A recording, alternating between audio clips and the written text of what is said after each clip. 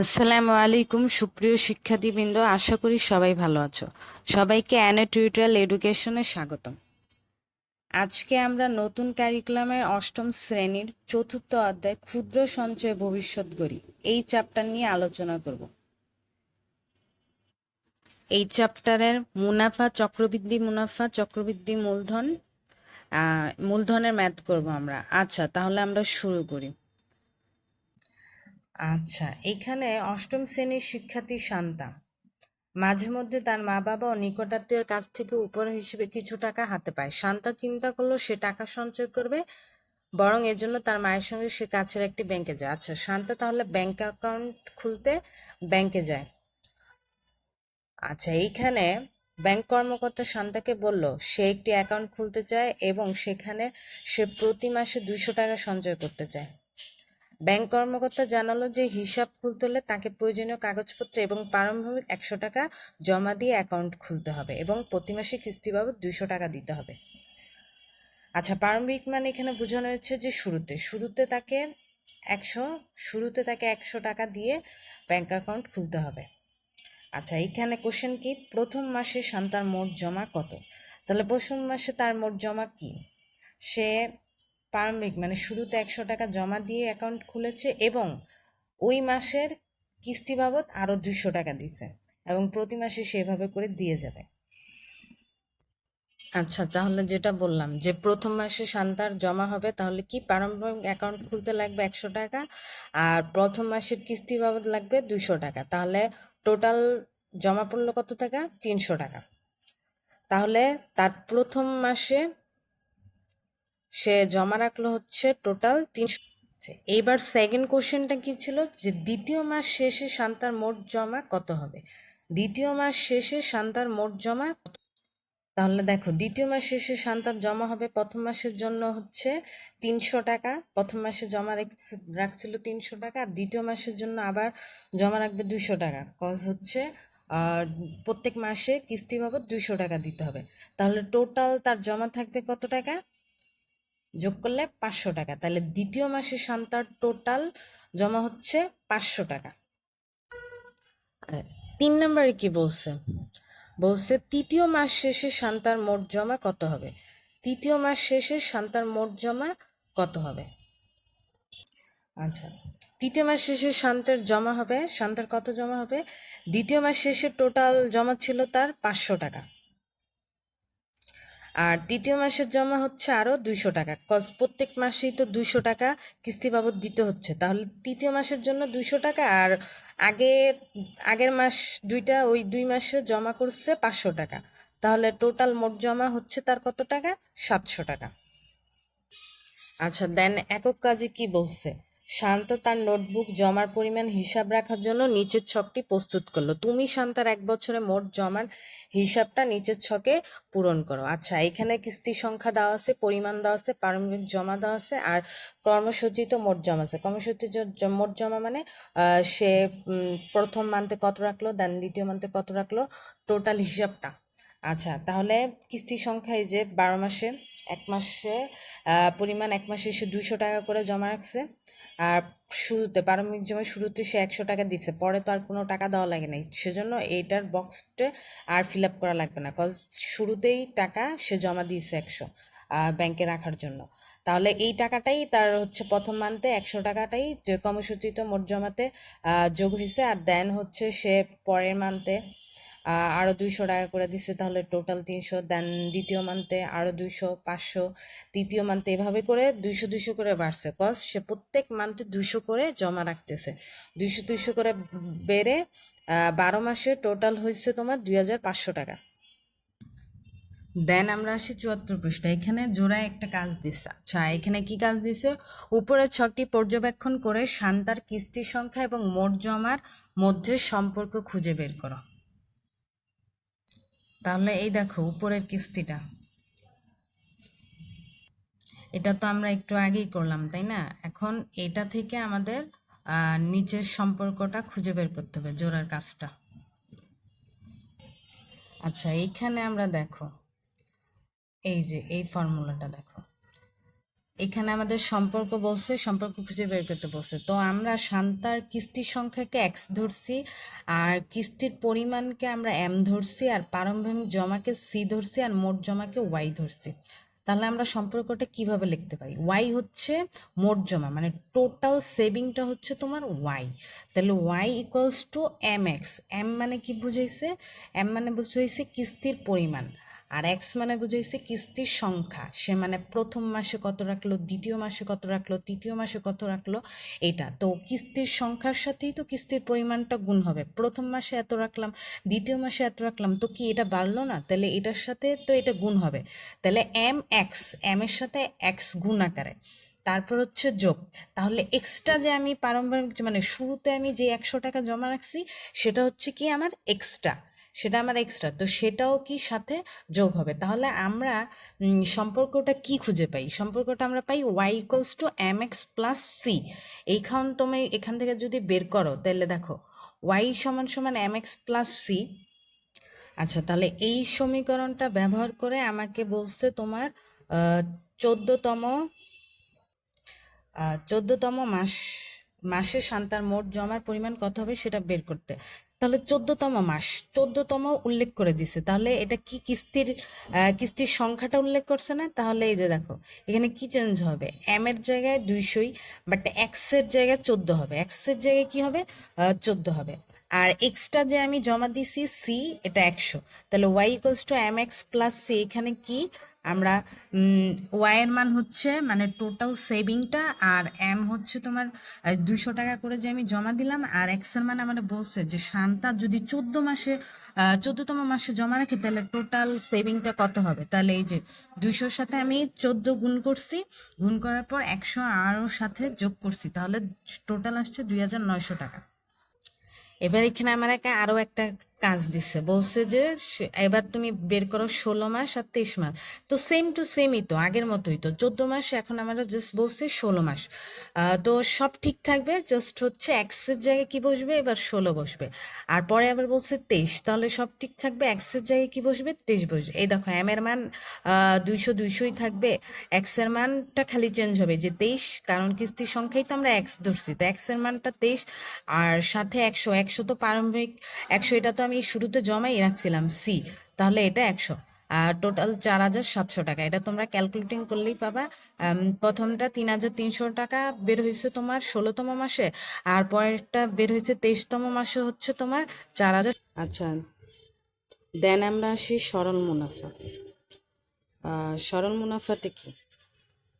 তো মুনাফা, আমরা যদি ব্যাংকে টাকা রাখি তাহলে তো সেখান থেকে আমরা মুনাফা পাবোই। ব্যাংকে যদি আমরা জমা রাখি আর কি, সঞ্চয় করি, তাহলে শান্ত ব্যাংকে জমা রাখছিল, তো সেখান থেকে সে সঞ্চয় করছিল, তো সেখান থেকে সে মুনাফা। এখন মুনাফা দুই ধরনের হয়ে থাকে, একটা হচ্ছে তোমার সরল মুনাফা, আর একটা হচ্ছে তোমার চক্রবৃদ্ধি মুনাফা।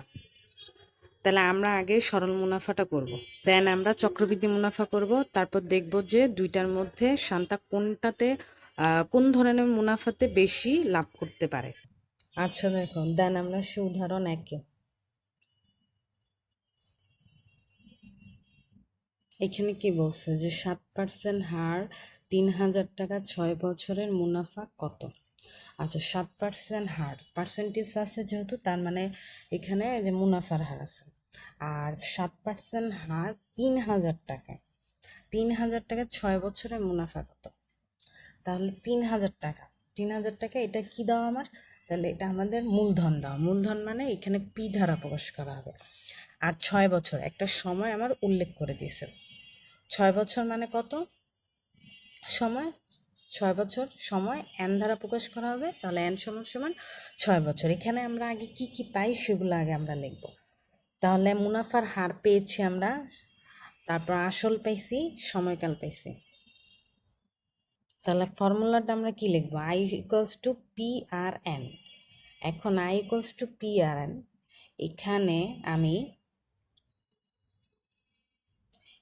আমি আই সমান সমান পি আর এন, তাহলে আই মানে হচ্ছে মুনাফা, আমার তো মুনাফাই বের করতে বলছে, তাহলে আমরা এই নিয়মে করব না, আমরা যে নিয়মে করতেছি এই, এটা হচ্ছে ঐকিক নিয়ম, এটা করলেও পারবা, আর হচ্ছে এটা ফর্মুলা ইউজ করলেও পারবা। এখন আমরা সবসময় ফর্মুলা ইউজ করেই করব। ঐকিক নিয়মে আর যাব না। তাহলে এইখানে পি সমান সমান এই যে আমি উল্লেখ করে দিছি, আসলে হচ্ছে পি তোমার 3,000 টাকা, সময় দেওয়া এন, আর মুনাফার হার 8 ধরছি, সেটা হচ্ছে তোমার 7/100, 7% যেহেতু, তার মানে 100 টাকা হচ্ছে 100 টাকা প্রতি বছর আমার একই হারে মুনাফা আমি পাবো। 100 টাকা আমি তাহলে 7% হারে সরল মুনাফা দিলে আমি 1 বছর পর তার মুনাফা কত হবে? 1 বছর পর মুনাফা পাবো আমি 60 টাকা। তাহলে 7%, মুনাফার হার 7/100, পার্সেন্টেজ আমরা জানি এটা 1/100 দ্বারা শতকরা প্রকাশ করা হয়। তাহলে মুনাফার হার 7/100, আসল 3,000 টাকা, মানে পি সময়কাল এন সমান সমান 6 বছর। তাহলে এই ফর্মুলাটি ইউজ করলে কি হবে? আই সমান সমান পি আর এন, পি এর মান বসাবো, আর এর মান বসাবো, এন এর মান বসাবো, শেষ। এই তিনটা কাউন্ট করার পর টোটাল যেটা বের হবে সেটাই হচ্ছে আয়, মুনাফা। তাহলে এখানে আরেকটা হচ্ছে তোমার জোড়ায় কাজ দিয়েছে যে উপরের সমাধানটি পর্যবেক্ষণ করো। আর তোমরা কি মুনাফা নির্ণয়ের ক্ষেত্রে মুনাফার হার, আসল ও সময়কালের মধ্যে কোনো সম্পর্ক খুঁজে পাও?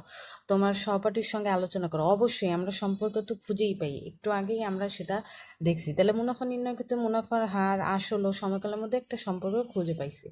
এই সম্পর্কের টোটাল সম্পর্ক কি খুঁজে পেয়েছি আমরা? এই দেখো, আই সমান সমান মোট মুনাফা লিখলাম, তারপরে যে আর মুনাফার হার, আসল, তারপর সময়কাল, আই সমান সমান পি আর এন, আমরা তিনটাই পাইছি। তাহলে এই তিনটার ক্ষেত্রে মোট মুনাফা বের করতে হলে আমার মুনাফার হার, আসল, সময়কাল লাগবে। তাহলে এই তিনটেই আমাদের প্রয়োজন আছে। তাহলে ওদের মধ্যে কি আমরা সম্পর্ক পাইছি। আচ্ছা, দেন আমরা আসি উদাহরণ 2। আচ্ছা, উদাহরণ 2 কি বলছে? 12% হারে 15,000 টাকা 3 বছরের মুনাফা কত? সেম, ওইখানে শুধু পার্সেন্টেজটা ভিন্ন আর আসল মানে সংখ্যাগুলা ভিন্ন, বাট চাইছে কিন্তু সেম, সরল মুনাফাই চাইছে।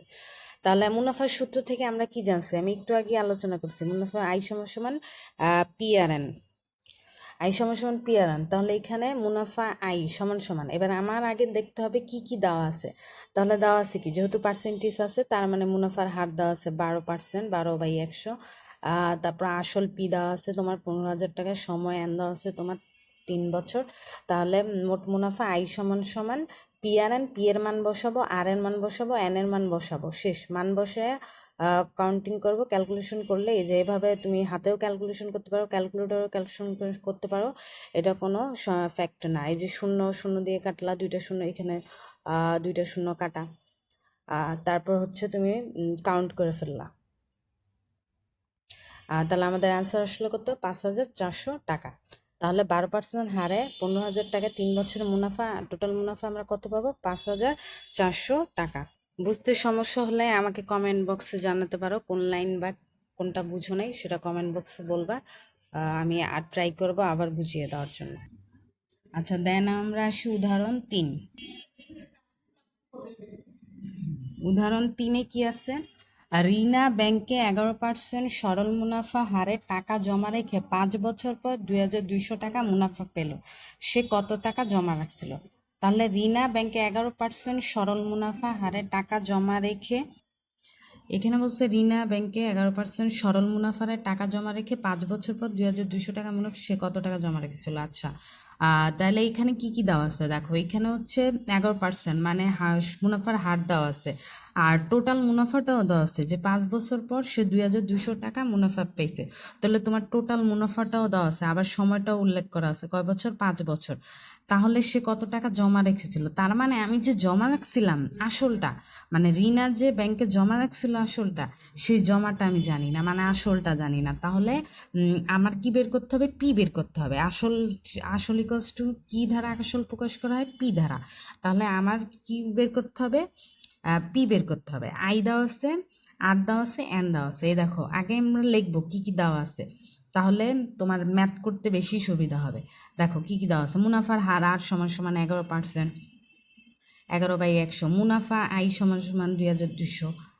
তারপর তোমার সময় এন সমান সমান 5 বছর। তাহলে দেওয়া নাই কি? দেওয়া নাই হচ্ছে পি, পি দেওয়া নাই, P equals to what? P দেওয়া নাই আমার। এখন আমার পি বের করতে হবে। তাহলে হচ্ছে আমরা সূত্র কি? আমরা সূত্র জানি আই সমান সমান পি আর এন। এখন যেহেতু আমার পি বের করতে হবে, পিটা আমার আগে আনতে হবে। তাহলে পি আর এন এর যদি আমি পুরোটারই এই পাশে নিয়ে আসি তাহলে আইটা ওই পাশে থাকবে। তাহলে পি এই পাশে আসলে আর এনটা কি আকারে চলে যাবে, ভাগ আকারে চলে যাবে। এই যে I by R N, I by R N, মানে এটা কি আমরা কনভার্ট করতে পারি, আই সমান সমান পি আর এনকেই কনভার্ট করে আমরা পি বের করতে পারি, আর বের করতে পারি, এন বের করতে পারি। তাহলে পি বের করলে পি সমান সমান আই বাই আর এন, এখানে যদি আমি আর বের করি তাহলে আই বাই পি এন, সবগুলো কি আকারে চলে যাবে, ভাগ আকারে চলে যাবে। এবার আমি জাস্ট মান বসাবো। আয়ের মান কি 2200 টাকা, এটা দেওয়া আছে। আর এর মান কি 11/100, এটাও দেওয়া আছে। এন এর মান কি 5। এবার দেখো এটা সহজে, খুব সহজে কাটাকাটি করা যায়। 100 দিয়ে আমি 5 করলে 5 20 100, এই যে 20 আসে। তাহলে উপরে থেকে 2200 আর ইন্টু, যেহেতু এটা ভাগ আকারে আছে, গুণ করলে উপরে চলে যাবে 20 আর নিচে 11 আসবে। তারপরে দেখো খুব সহজেই কাউন্ট করলে 4000 টাকা আমরা পেয়ে যাব। তাহলে আমরা আসল কত পেলাম, 4000 টাকা। তাহলে রিনা ব্যাংকের শুরুতে ব্যাংকে টাকা টোটাল জমা রাখছিল কত, 4000 টাকা। এবার আমরা আসি 4 নম্বর উদাহরণে।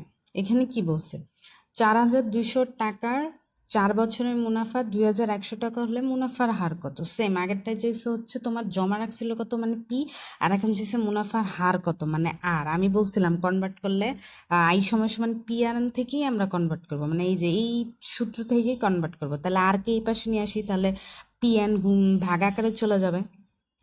তাহলে আই উপরে আই কত, আগে এই সাইডে আমরা হচ্ছে দেওয়া আছে কি কি দেখো, আসল দেওয়া হচ্ছে তোমার 4200 টাকা, মুনাফা আই দেওয়া হচ্ছে তোমার 2100 টাকা, আর সময় কয় বছরে দিছি উনি, 4 বছরে। তাহলে 4 বছরে, আর কি জানি না আমরা, মুনাফার হার জানি না, মুনাফার হার ইকুয়ালস টু হোয়াট। তাহলে এখন মুনাফার হার বের করবো। তাহলে মুনাফা হার আর সমান সমান আই বাই পি এন, এইখানে আয়ের মান বসাইছি আর পি এর মান 4200, আর গুণ এন কত, এন এর 4।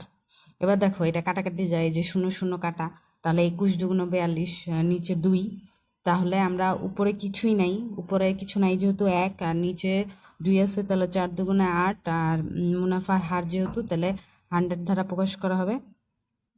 100 দিয়ে গুণ করা হলো, মানে 100 দিয়ে গুণ করা হলো, তাহলে আসলো কত দেখো, 25/2%। তাহলে 25/2%-এর যদি আমি ভাগ করি তাহলে পয়েন্ট আসে কত, 12.5, মানে 12.5। তাহলে এতক্ষণ আমরা কি বের করলাম, আসল বের করতে পারলাম, তারপর মুনাফার হার বের করতে পারলাম। এবার উদাহরণ 5-এ কি বের করতে বলছে দেখো, 11% হারে 44,000 টাকার কত বছরের মুনাফা 12,100 টাকা হবে। তাহলে কি কি দেওয়া আছে এখানে, 44,000 টাকা আর কত বছরে, এখানে কোশ্চেন করেই দিছে তোমাকে কত বছরে। তাহলে পার্সেন্টেজ আছে, তার মানে মুনাফার হার আর সমান সমান 11%, এটার 11/100। তারপর হচ্ছে তোমার আসল পি সমান সমান বলেই দিছে যে এত এত পার্সেন্ট হারে এত টাকা, তার মানে 44,000 টাকা পি সমান সমান। আর মুনাফাও আমার উল্লেখ করে দিছে, আই মুনাফার টোটাল মুনাফা আই সমান সমান 12,100 টাকা। তো আমরা কি জানি না, শুধু জানি না আমরা এন কত বছরে এই 12,100 টাকা মুনাফাটা হবে সেটা আমরা জানি না, আমরা সেটাই বের করবো। আচ্ছা, তাহলে একটু আগে আমরা সূত্র জানছি আই সমান সমান পি আর এন। আমি বলছিলাম যে আই সমান সমান পি আর এন, এখানে যদি আমি পি বের করতে চাই তাহলে আই নিচে ভাগ আকারে চলে যাবে, পি বের করি আমি, আর বের করি, এন বের করি, আর পি আই উপরে থাকবে, আর বাকি যেই ওয়ার্ডগুলো থাকবে সেগুলো কি চলে যাবে, নিচে চলে যাবে। তাই আই সমান সমান পি আর এন, এখানে এন এই সাইডে আসলে আই উপরে আর নিচে আর পি, তাহলে আই বাই আর পি। এখন দেখো মুনাফার হার আমার সব এগুলা কাউন্ট করা আছে, এখন জাস্ট আমি মানগুলা বসাবো। আয়ের মান কত, 12,100 মান বসাইছি, আর এর মান বসাইছি 11/100, পি এর মান বসাইছি 44,000। এবার জাস্ট হচ্ছে কাটাকাটি করবো। এই দেখো 0 0 0 0 কাটাকাটি করলে উপরে থাকে হচ্ছে তোমার 12,100, নিচে থাকে কি 11 গুণ 440, তাহলে 11 গুণ 440। এখানে আবার কাটাকাটি করা যায়, আর আবার কাটাকাটি করলে দেখো কত আসে। আচ্ছা দেখো তাহলে কাটারটি কিভাবে হলো, 11 দিয়ে আমরা 12,100 কাটবো। 11 দিয়ে 12,100 ভাগ করলে আসে তোমার 1100, কত আসে 1100। এইবার 1100-কেও আবার কাটাকাটি যায়, আবার এইদিকে 440-কেও কাটাকাটি যায়, তাহলে 1100-কে আবার আমরা 100 দিয়ে ভাগ করব, আর 440-কেও 100 দিয়ে ভাগ করব। তাহলে 1100-কে 100 দিয়ে ভাগ করলে আসে 10, আর এইখানে তোমার 440-কে 100 দিয়ে ভাগ করলে আসে 4। তারপরে দেখো আবার কাটাকাটি যায়, আবার তোমার 10কে কি দিয়ে কাটাকাটি যায়, 10কে তোমার হচ্ছে 2 দিয়ে কাটাকাটি যায়, আবার এদিকে 4কেও 2 দিয়ে কাটা যায়। মানে এমন সংখ্যা নিব যাতে দুইটা সংখ্যাই কাটাকাটি যায়। তাহলে 2 দিলে 10ও কাটা যাবে, আবার 2 দিয়ে নিলে 4ও কাটা যাবে। তাহলে 2 দুগুণে 4 আর এদিকে 5 দুগুণে 10, তাহলে সব এখানে কাটাকাটি চলে গেল। তাহলে উপরে থাকে হচ্ছে তোমার 5 আর নিচে থাকে হচ্ছে তোমার কত 2। তাহলে 5/2 বছর, এটারে যদি আমি ভাগ করি তাহলে মিশ্র ভগ্নাংশ আসে 2:1/2। তাহলে কি আসলো 2:1/2। আচ্ছা, তারপরে কি বলছে, উপরের উদাহরণ থেকে সহজেই সরল মুনাফা হিসাব করা যাচ্ছে। সেখান থেকে তো আমরা সরল মুনাফা এতক্ষণ হিসাব করলাম, কিন্তু সান্তার সঞ্চয়ের ভিত্তিতে 1 বছরে কত সরল মুনাফা পাওয়া যাবে সেটা বলতেছে। আচ্ছা, সেটা করতে কোশ্চেন করতেছে আমাকে। তো লক্ষ্য করো, সান্তার প্রথম কিস্তির 200 টাকা 1 বছর বা 12 মাস ব্যাংকে জমা থেকেছে। হ্যাঁ, কিন্তু দ্বিতীয় কিস্তির 200 টাকা 11 মাস ব্যাংকে জমা থেকেছে। এভাবে পরের কিস্তিগুলোর টাকাগুলো কি আরো কম সময় ব্যাংকে জমা থেকেছে না? মানে প্রথম যেই 200 টাকা, এটা তো 1 বছর 12 মাস জমা থেকেছে, কিন্তু পরের কিস্তি আবার যে 200 টাকা দিছে আরো 1 মাস কমে গেল না, তাহলে 11 মাস। আবার পরের কিস্তি দিলে আরো 1 মাস কমে গেলো, মানে 10 মাস। তাহলে এইভাবে কি পরের কিস্তির টাকাগুলো আরো কম সময় ব্যাংকে জমা থাকছে না? তাহলে কি হবে, ব্যাংকের সরল মুনাফার হারে 7% শান্তা কি তার শান্তা কি তার মোট সঞ্চয়ের পুরো টাকার উপর 7% মুনাফা পাবে? কি মনে হয় আমার, তোমার যুক্তি শোন। তা আমার মনে হয় না, শান্তা তার মোট সঞ্চয়ের পুরো টাকার উপর 7% মুনাফা পাবে না। কারণ দেখো, শান্তা যে পরিমাণ টাকা যত বছরে বা মাস ব্যাংকে জমা রাখবে, শুধু তো সেই পরিমাণের সময়ের উপর ডিপেন্ড করে ওই 7% হারে সে মুনাফা পাবে।